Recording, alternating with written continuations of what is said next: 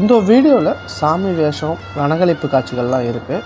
இதை தவிர்க்கணும்னு நினைக்கிறவங்க வீடியோவை ஸ்கிப் பண்ணிவிடுங்க. இது மயான கொள்ள திருவிழா டே 2ல் பார்ட் 2.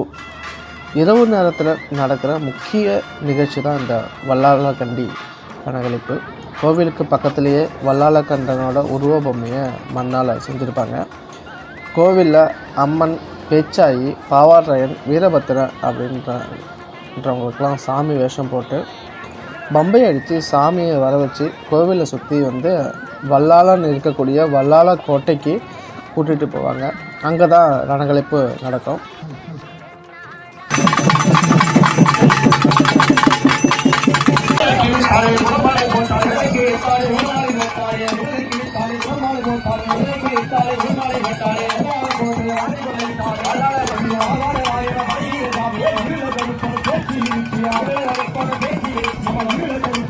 இது தீமை மீது நன்மையின் வெற்றியை குறிக்கும் மரபு.